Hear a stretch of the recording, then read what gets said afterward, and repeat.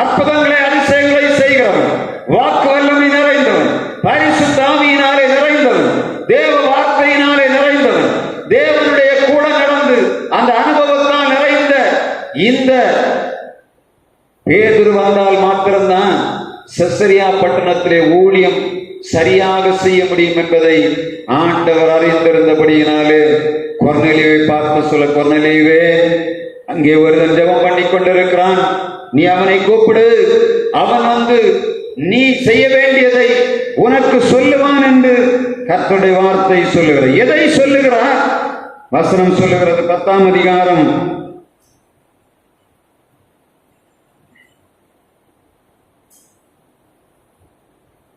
37ஆம் வசனத்திலே அந்த வசனம் சொல்லப்பட வாசிக்கலாம். யோவான் ஞானஸ்நானத்தை குறித்து பிரசங்கித்த பின்பு கலிலேயா நாடு முதற்கொண்டு யூதேயா தேசமெங்கும் நடந்த சங்கதி இதுவே. இப்பொழுது இவன் அழைக்கப்படுகிறான், இந்த கொர்நேலியு ஆள் அனுப்புகிறான். நம்ம அந்த அதிகாரத்திலே பார்க்கும்போது பேதுரு வேறு அந்த அவருடைய ஊழியத்தை முடித்துவிட்டு சாப்பிடுவதற்காக வருகிறான். மத்தியான நேரம் நல்ல பசியோடு உட்கார்ந்து இருக்கும் போது திடீரென்று ஒரு தரிசனம் காண்கிறார். என்ன தரிசனம்? ஒரு துப்பட்டி வானத்திலே காணப்படுகிறது, அது கீழே வருகிறது, எல்லா விதமான அசுத்தங்கள் நிறைந்த மிருகங்களும் அதிலே உட்கார்ந்து இருக்கிறது. இவனை பார்த்து தேவன் அந்த வார்த்தை வருகிறது, பேதுருவே, அடித்து புசி. அவன் சொல்ல, நான் தீட்டானது என்றும் புசிக்க மாட்டேன். அது திரும்ப போகுது. இரண்டாவது வருகிறது, திரும்பவும் சொல்லுகிறது, இப்பொழுது புசி என்று சொல்ல இல்ல.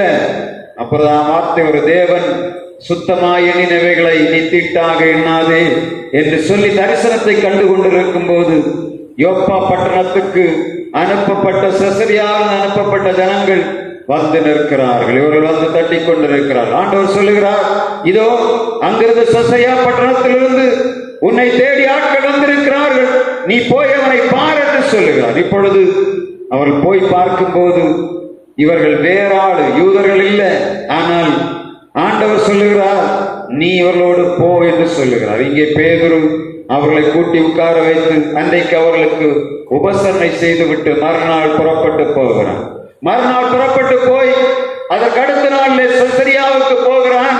செசரியாவில் போன உடனே அங்கே சம்பாஷணை நடைபெறுகிறது. இவன் கூப்பிடுகிறான், இவன் கேட்கிறான், பேதுரு கேட்கிறான், எதற்காக என்னை அழைத்தீர்கள்? அவன் சொல்லுகிறான், 4 நாட்களுக்கு முன்பாக நான் உபவாசம் பண்ணி ஜெபம் பண்ணி கொண்டிருக்கும் போது கர்த்தர் தரிசனத்திலே தூதனை அனுப்பி உம்மை அழைக்கும்படியாக சொன்னார். எதற்காக என்று தெரியாது, ஆனால் கேட்டுக்கொண்டிருக்கிறேன். நான் என்ன செய்ய வேண்டும் என்று கேட்டுக்கொண்டிருக்கிறேன். இந்த 100க்கு அதிபதியுடைய வாஞ்சை என்ன? நான் ஆண்டவரிடத்தில் ஜெபம் பண்ணி கொண்டிருக்கிறேன். நான் ஒரு காரியத்தை வாஞ்சித்துக் கொண்டிருக்கிறேன். அது என்ன? அடுத்து நான் என்ன செய்ய வேண்டும்? இன்னும் ஆண்டவரை நான் கிட்டி சேரும்படியாக நான் என்ன செய்ய வேண்டும் என்று கேட்கக்கூடிய எண்ணம் அவனுக்குள்ளே இருந்ததை ஆண்டவர் கனம் பண்ணி 18 மைலுக்கு அப்புறத்திலிருந்து ஒருவனை ஆண்டவர் அனுப்பி விடுகிறார். எப்படி இருக்கும் அப்படி ஆண்டவர்? அது 2 பார்த்தா இவனுக்கு சொல்லப்பட்டதும் அவனுக்கு கொர்நேலியுவுக்கு சொல்லப்பட்டது 2 ஒன்றாக இருக்கிறது. 2 பேர் கண்காணாதவர்கள். இதே போல போன் இல்லாத அந்த காலத்திலே ஆண்டவர் 2 பேருக்கும் தரிசனமாகி காரியங்களை சொல்லுகிறார். இப்பொழுது கன்ஃபார்ம் ஆன உடனே இந்த கொர்நேலியு ஆளை பார்த்த உடனே என்ன பண்ண? 100க்கு அதிபதி. அவனுக்கு எத்தனை பேர் வேலைக்காரங்க உண்டு? அரசாங்கத்துல 100க்கு அதிபதினா அவனுக்கு கீழே 100 போர் சேவகர்கள் உண்டு. 100 சேவகர்கள், போர் சேவகர்கள் அவனுக்கு உண்டு. அவனுக்கு தனியாக பணிவிடை செய்ய ஆட்கள் உண்டு. அந்த 100 பேர்ல எந்த ஆளை கூப்பிட்டு எப்ப என்ன செய்ய சொன்னாலும் செய்ய வேண்டிய அதிகாரம் அந்த 100க்கு அதிபதிய கையில் இருந்தானா. பேதுருவை கண்டவுடனே அவன் காலில் விழுந்து அவனை நமஸ்கரிக்கிறதை வேதம் சொல்லுகிறது. அவன் காலில் விழுந்தவனு சொல்ல, இல்ல, என்னை பணிந்து கொள்ளாதே, நான் உன்னை போல ஒரு மனிதன் தான், நீ ஆண்டவரை சேவிக்க வேண்டும் என்று சொல்லி அவனை கூப்பிட்டவன 2 பேரும் சம்பாஷணை நடக்கிறது. அது ஆண்டவர் அவனிடத்துல கேட்டவுடனே பேதுரு சொல்லுகிறான். அவன் தொடர்ந்து பிரசங்கம் பண்ண ஆரம்பிக்கிறான். அப்பொழுதுதான் நம்ம படித்தோம் இன்றைக்கு 38ஆம் அதிகாரத்திலிருந்து 34ஆம் அதிகார வசனத்திலிருந்து பேதுரு பேசத் தொடங்கி எல்லாவற்றையும் அறிவிக்கிறான். எவைகளை அறிவிக்கிறான்?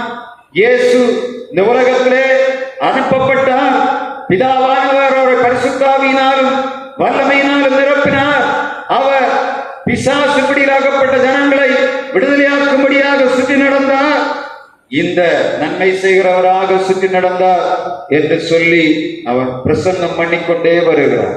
இப்பொழுது 36ஆம் வசனம் 41ஆம் வசனத்திலே சொல்லப்படுகிறது.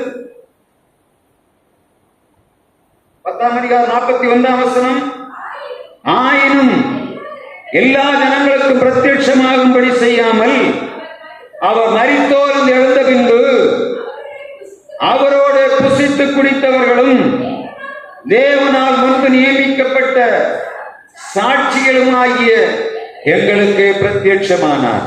எல்லாரும் எருசலேமில் இருந்தார்கள். ஆனால் ஆண்டவர் உயிர்த்தெழுந்த போது சீடர்களாய் எங்களுக்கு தரிசனமானார். தரிசனமாகிவிட்டு அடுத்த வசனம் சொல்லுகிறது என்ன? எங்களிடத்திலே பணியை ஒப்புவித்தார். என்ன பணி? நீங்கள் வெளியே புறப்பட்டு போய் சகல ஜாதிகளையும் சீடராக்கி பிதா குமாரன் பரிசுத்தாவி நாமத்தினாலே அவர்களுக்கு ஞானஸ்நானம் கொடுக்க வேண்டும். அதுதான் ஆண்டவர் சீடர்கள் கொடுத்த பணி. அதைத்தான் 34ஆம் வசனத்தில் சொல்லப்படுகிறது.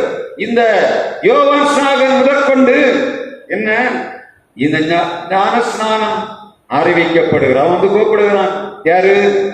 யோவான் கூப்பிடுகிறான். வெறியங்காம்பு குட்டிகளே, வருங்கோபத்துக்கு தப்பித்துக் கொள்ளங்களுக்கு வகை காட்டினவன் யார்? இந்த நீங்கள் ஆபிரகாமுடைய பிள்ளைகள் என்று சொல்லிக் கொள்ளாதிருங்கள். ஆபிரகாமுக்கு தேவன் கல்லுகளாலே புத்திரனை உண்டாக்க, பிள்ளைகளை உண்டாக்க அவருக்கு வல்லமை உண்டு என்று சொல்லி இந்த யோவான் ஸ்நாபகன் பரிசேயர் சதுசேயர் அவரிடத்தில் ஞானஸ்நானம் பெறும்படியாக வந்த எல்லா ஜனங்களையும் பார்த்து கடிந்து கொண்டு அதற்கு அப்புறமாக அவளுக்கு ஞானஸ்நானம் கொடுத்தான். அதை பேதுரு திரும்பவும் இந்த கொர்நேலியுவுக்கு அவன் ஞாபகப்படுத்தி கொடுக்கிறான். ஆண்டவர் உயிரோடு இருந்த நாட்களிலே இயேசு ஞானஸ்நானம் பெற்றார். யோவான் ஸ்நானம் ஞானஸ்நானம் கொடுத்தான். அந்த ஞானஸ்நானத்தை நீ பெற்றுக்கொள்ள வேண்டும் என்பதற்காகத்தான் ஆண்டவர் என்னை அனுப்பினார் என்று சொல்லுகிறார். ஜெபம் பண்ணி கொண்டிருந்தவர் என்ன கேட்டு, ஆண்டவரே நான் அடுத்து என்ன செய்யணும்? இப்பொழுது ஆண்டவருடைய வார்த்தை விதைக்கப்படும் போது 42ஆம் வசனம் சொல்லுகிறது. அண்டி 43, அவரை விசுவாசிக்கிறவன் எவனோ அவன் அவருடைய நாமத்தினாலே பாவ மன்னிப்பை பெறுவான் என்று தீர்க்கதரிசிகள் எல்லாரும் அவரை குறித்து சாட்சி கொடுத்தார்கள். பூமியிலே வந்து எந்த மனுஷனை பிரகாசிப்பிக்கிற மெய்யான ஒளியாய் இயேசு கிறிஸ்துவை தான் எல்லா தீர்க்கதரிசிகளும் முன்னறிவித்தார்கள். பழைய பாட்டுக்கார பரிசுத்தவான்கள் எல்லாரும் இயேசு என்ற ஒருவர் வருவார், பாவிகளுக்கு மீட்பை கொடுப்பார் என்று சொல்லி பிரசங்கம் பண்ண தொடங்கின போது அங்கிருந்த ஜனங்கள் எல்லாரும் பாவ உணர்வடைந்தார்கள். அடுத்த வசனம் சொல்லுகிறது, அவர்கள் எல்லார் மேலும் பரிசுத்த ஆவியானவர் இறங்கினார். என்ன பரிசுத்த ஆவி? ஆண்டவராய் இயேசு கிறிஸ்துவை தேவன் பரிசுத்த ஆவியினாலே நிரப்பினாரே, அதே பரிசுத்த ஆவி அவர் மேல் ஊற்றப்பட்டது. மேல் வீட்டறையில் உட்கார்ந்திருந்த இயேசுடைய சீடர்கள் மேல் ஊற்றப்பட்ட பரிசுத்த ஆவி இந்த கொர்நேலியுடைய வீட்டிலும் கொர்நேலியுவின் வீட்டிலும் கொர்நேலியுவுக்கு ஆண்டவர் கொடுக்கிறார். இப்பொழுது புறஜாதிகள் என்ன பண்ணார்கள்? செசரியா தேசத்து ஜனங்கள் பரிசுத்த ஆவியினாலே நிறையும்படியான சூழ்நிலை உருவானது. இங்க வேற ஒன்றும் சொல்லவில்லை. இன்னைக்கெல்லாம் என்னென்னமோ நடக்குது. பரிசுத்தாவை பெற்றுக் கொள்ள ஒரு கூட்டம் நடத்துகிறார்கள். ஆனா வாசனம் மிக தெளிவாக சொல்லுகிறது, பாவ மன்னிப்பை குறித்து இந்த பேதுரு பிரசங்கம் பண்ண தொடங்கின உடனே உள்ளத்திலே உணர்வு உருவானது. பரிசுத்த ஆவியானவர்களுக்குள்ளே இறங்கினார். அவர்கள் உடனடியாக கீழ்ப்படிந்தார்கள், ஞானஸ்நானத்துக்கு தங்களை ஒப்புக் கொடுத்தார் என்று வேதம் சொல்லுகிறது. வசனம் மிக தெளிவாக சொல்லுகிறது, இயேசு ஞானஸ்நானம் பெற்று கரையேறின உடனே வானம் அவருக்கு திறக்கப்பட்டது. தேவாவியானவர் பாவை போல் அவருக்குள்ளே இறங்கினார். இவர் என்னுடைய நேசகுமாரன் என்று சொல்லத்தக்கான வார்த்தை வானத்திலிருந்து புறப்பட்டது. பரிசுத்த ஆவி பெற்றுக் கொள்வதற்கு முன்பாக ஆண்டவர் இயேசு கிறிஸ்து ஞானஸ்நானம் பெற்றார். ஞானஸ்நானம் என்பது ஆண்டவரை நிறைவேற்றின மிக முக்கியமான காரியம். இன்றைக்கு ஞானஸ்நானம் பெறுவதற்காக அநேகர் தங்களை தடை எதற்கு ஞான ஸ்நானம் பெற வேண்டும்? ஏன் தண்ணீரிலே நான் ஞான ஸ்நானம் பெற வேண்டும் என்று கேட்கிறார்கள். இயேசு யோவான் ஸ்நானனிடத்தில் வருகிறார் ஞான ஸ்நானம் பெறுவதற்காக. ஏன் யோவான் ஸ்நானன் சொல்லுகிறான், நீர் நான் இடத்துல ஞான ஸ்நானம் பெற வேண்டியதாக இருக்க நீர் என்னிடத்தில் ஏன் வருகிறீர் என்று கேட்கிறான்.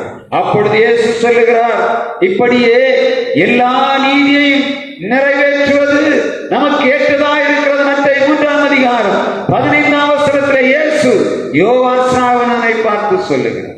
அப்படி